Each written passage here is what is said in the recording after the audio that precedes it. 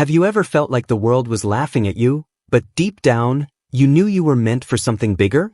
That's where Ilara Voss was, standing behind the counter of the Rusty Mug Cafe in Chicago, her red apron stained with coffee and grease, her white shirt creased from a double shift, and her dark hair pulled into a messy bun that barely held together. At 26, she was carrying the weight of her sick aunt's medical bills, working endless hours in a place that smelled of burnt toast and desperation. The clatter of dishes and the hum of the street outside were her soundtrack, day after day, as she poured coffee for people who barely looked at her. The Rusty Mug wasn't much to look at, a small, dimly lit spot on a busy corner of the city, with chipped mugs and wobbly tables.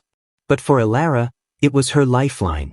She'd been there since she was 19, scraping by to keep her aunt, the only family she had left, in a decent care facility. The regulars knew her name, but not her story. To them, she was just the girl who refilled their cups, always with a tired smile. Today, though, that smile was harder to hold. It was a brutal Wednesday, the kind where the air felt heavy and every order came with a complaint. A group of suited men sat at the corner booth, their loud laughs cutting through the cafe's noise. They were the type who came in every week, tossing their briefcases on the table like they owned the place. Ilara approached with a pot of coffee, her sneakers squeaking on the worn floor.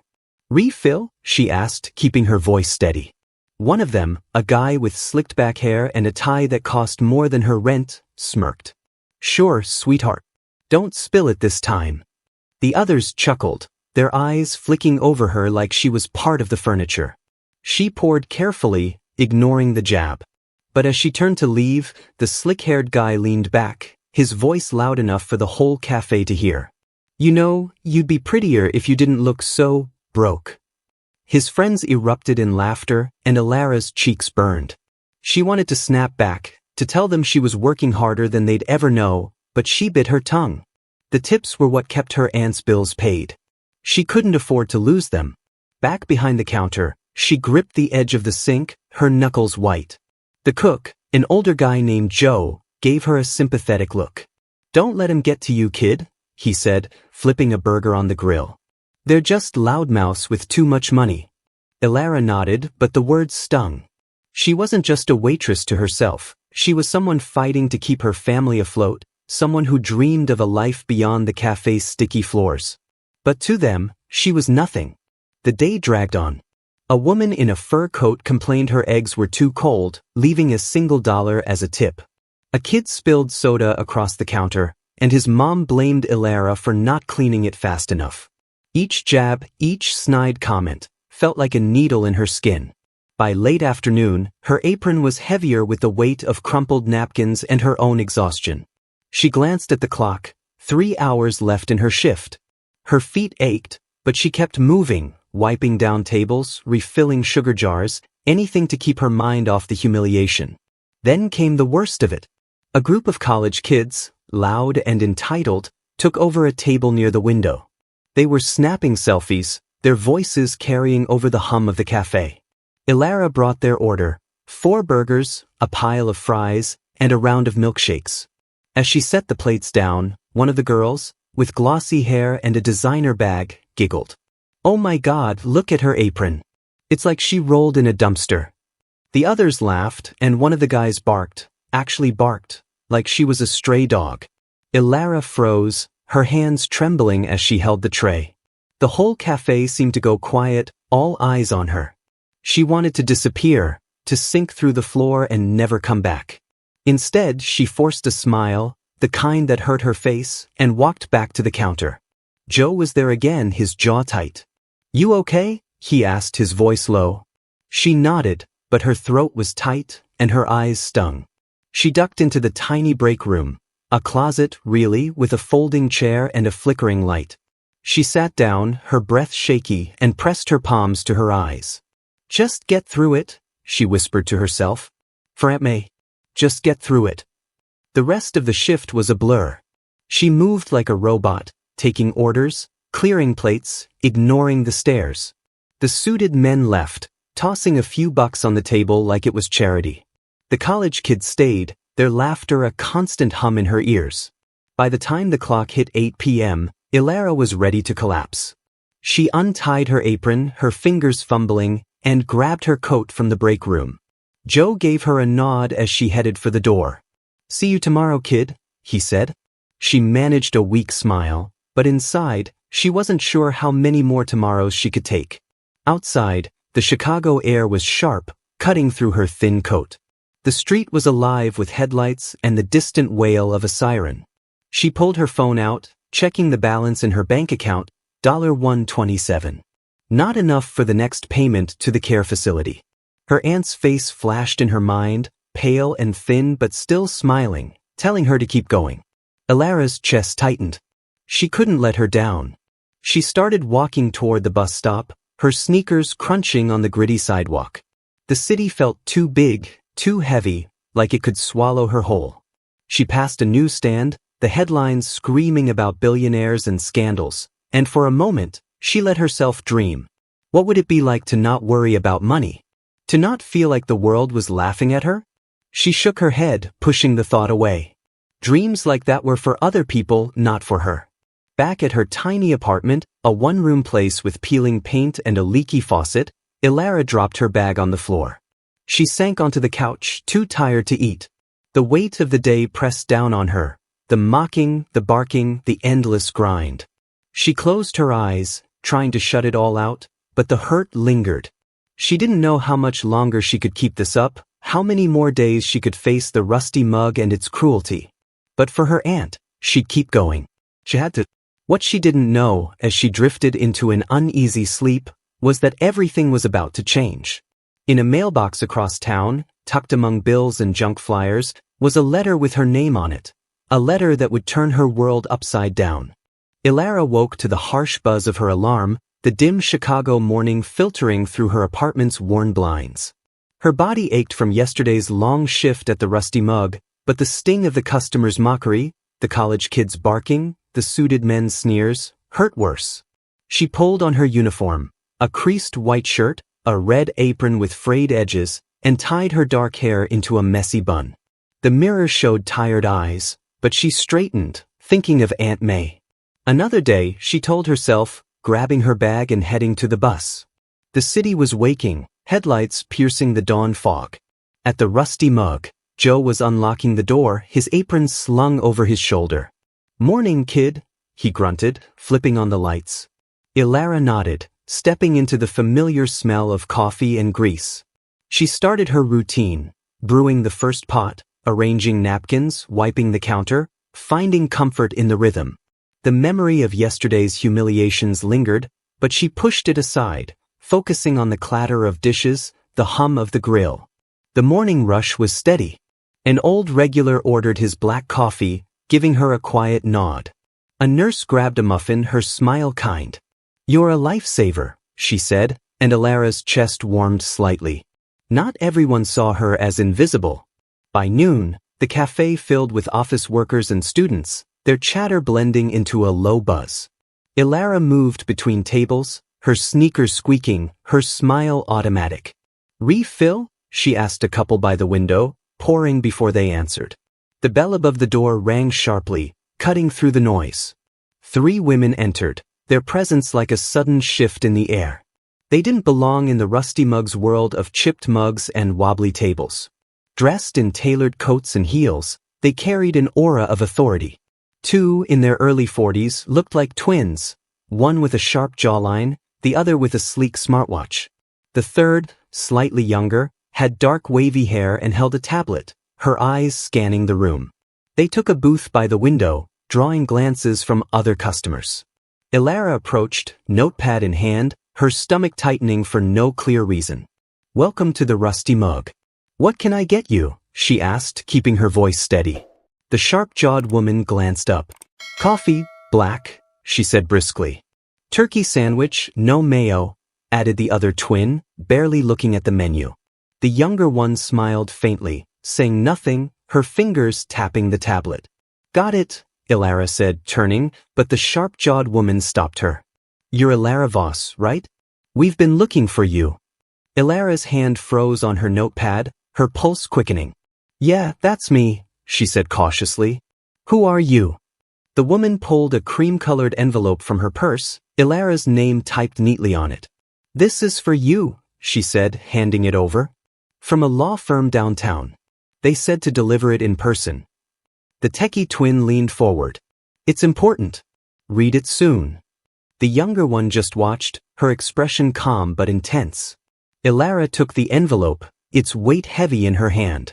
She tucked it into her apron pocket, the paper pressing against her hip. "Thanks," she said, her mind racing. Who were these women? She headed to the kitchen, passing Joe the order. "Fancy bunch," he said, eyeing the booth. "What's with the letter?" "No idea," Ilara replied, but curiosity gnawed at her. She plated their sandwiches quickly, the clatter of dishes steadying her, and returned to the booth. The women were whispering, their heads close. As she set down the plates, the sharp-jawed one spoke. "Sit with us, Ilara. Just for a minute." Ilara glanced at the counter, where a few customers waited. "I'm working," she said, hesitant. The techie twin waved a hand. "We'll tip well. Please, sit." Their urgency made her pause.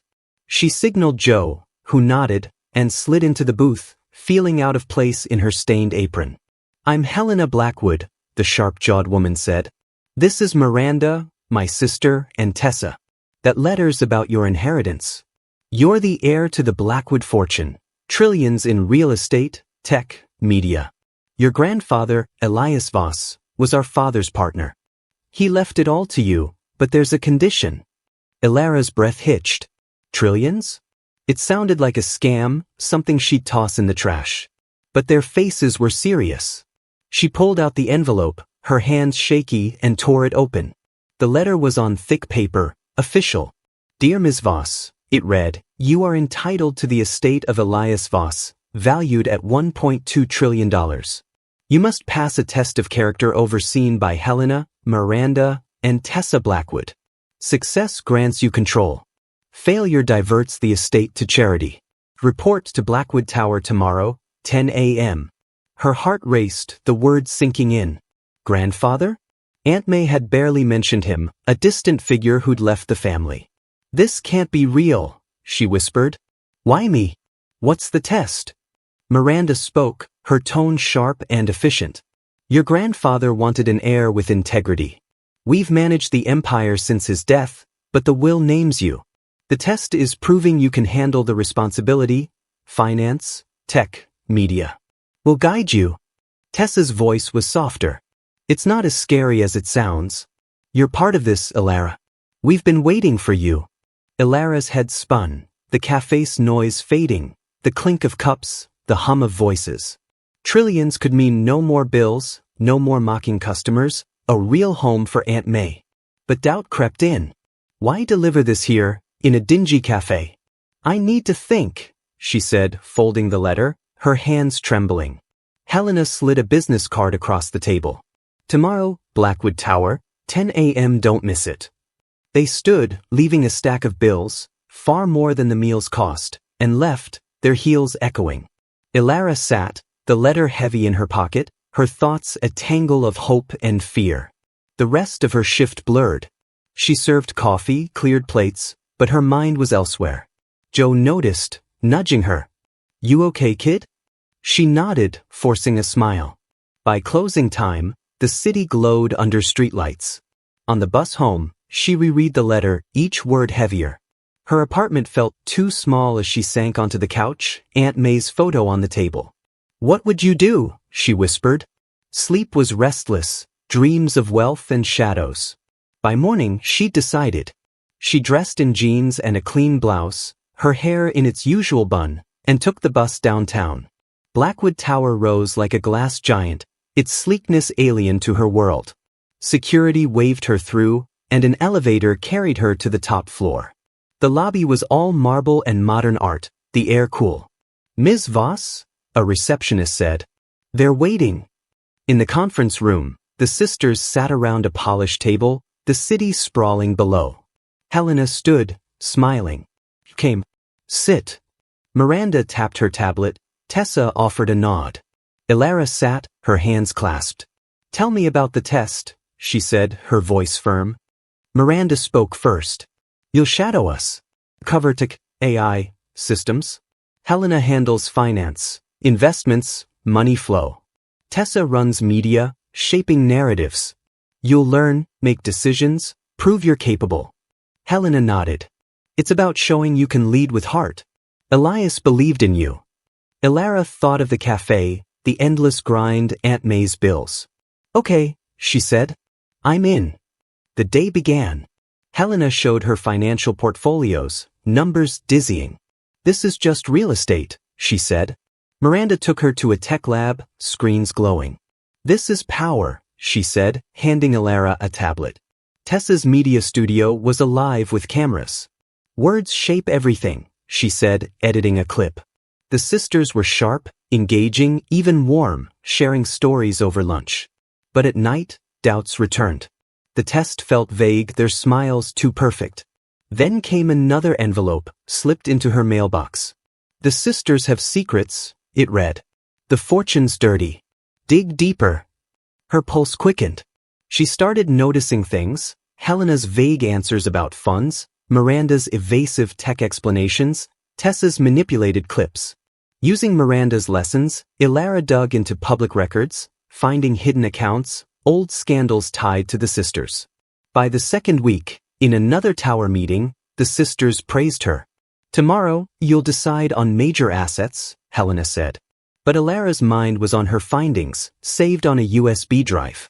The test was a lie. They wanted control. Anger burned, but she played along, planning her move. Tomorrow she'd face them, armed with proof, ready to take back what was hers. Elara stood in the sleek conference room of Blackwood Tower, her heart pounding as she clutched the USB drive in her pocket. The polished table reflected the morning light, and the sisters, Helena, Miranda, and Tessa, sat across from her, their faces a mix of confidence and expectation. The projector screen glowed with Elara's evidence, financial records showing siphoned funds, tech logs revealing hidden surveillance codes, media clips twisted for profit. She'd called in a favor from Joe's reporter friend, Carla, who stood by the door with 2 board members, their eyes sharp, notepads ready. The city hummed below, unaware of the storm brewing. You thought you could use me, Elara said, her voice steady despite the nerves twisting her gut. She pointed to the screen, where numbers and emails told a story of betrayal. This test wasn't about my character. It was about keeping me quiet while you controlled the fortune. Grandfathers will demanded integrity, and you've been stealing from it, hiding money, rigging systems, lying to the world. Helena's face paled, her usual poise cracking. Miranda stared at the screen, her fingers frozen on her tablet. Tessa's eyes welled up, her hands trembling. Elara, we didn't, Tessa started, but Elara cut her off. Don't. I trusted you. I thought we were building something real. The hurt stung, sharper than the cafe's mocking laughs. She'd spent weeks with them, Helena's finance lessons, Miranda's tech demos, Tessa's media talks. They'd laughed together, shared stories, but the anonymous note had been right. The sisters had secrets. Carla stepped forward, her pen poised. Ms. Voss, are you accusing the Blackwood sisters of fraud? The board members leaned in, their faces tight. Elara could end them now, let the press tear them apart, watch the empire crumble. But she paused, remembering Tessa's late-night stories about their grandfather, Miranda's quiet pride when Elara mastered a tech task, Helena's rare smile over coffee. They weren't monsters, just people who'd lost their way, scared of losing power. Elara took a breath, her decision clear. They made mistakes, she said, turning to the sisters. Big ones. But I believe they can fix them. Step down from your roles, redirect those funds to public projects, and tell the board everything. If you don't, I will. The room was silent, the distant hum of Chicago faint through the windows. Helena spoke first, her voice low. We were wrong. After Father died, we thought the empire would slip away. We got greedy, scared. You're right about Elias. He wanted someone like you with heart. Miranda nodded, her eyes wet. Those codes were for control, not protection. I'll undo them, Elara. Tessa reached out, her voice breaking. We saw your strength at the cafe, how you kept going. We admired you, but we let fear win. Let us help you now. Ilara's anger softened, not gone but tempered by their honesty. She saw herself in them, the grind, the fear of losing everything. "We do this together," she said. "No more lies." The meeting stretched on, intense but focused. The sisters agreed to resign their executive roles, staying on as advisors under Ilara's lead. They planned to return misallocated funds to community projects, hospitals, schools, shelters in Chicago's struggling areas. Carla took notes, promising a story that highlighted Ilara's leadership and the sisters' redemption. The board, initially wary, nodded as Ilara spoke, her voice steady, her diner bun still in place. Weeks later, the changes took root. Ilara claimed the inheritance, the weight of trillions both thrilling and heavy. Her first act was for Aunt May, paying off her medical bills, moving her to a bright facility with a garden. During a visit, her aunt gripped her hand, smiling. "You're unstoppable, kiddo," she said, and Ilara's heart swelled, tears pricking her eyes. Next, she turned to the Rusty Mug. She bought the cafe from its owner, keeping its cozy charm but adding a new kitchen, better wages, and free meals for those in need. Joe stayed, grinning as he worked the grill. "Look at you, boss," he said, tossing her a fresh red apron. Ilara laughed, tying it on, her hair still in that messy bun. The cafe became a hub, packed with locals and new faces, even some suits who now tipped generously. The sisters transformed too. Helena mentored young entrepreneurs in low-income neighborhoods, teaching ethical finance. She'd stop by the cafe, sipping coffee, sharing tips with Ilara. "You're sharper than I was," she admitted once, her smile genuine. Miranda poured her tech skills into community apps, like One tracking food donations. She'd test them at the Rusty Mug, valuing Ilara's input. Tessa used her media skills to spotlight Ilara's work, her posts about the cafe's free meals going viral.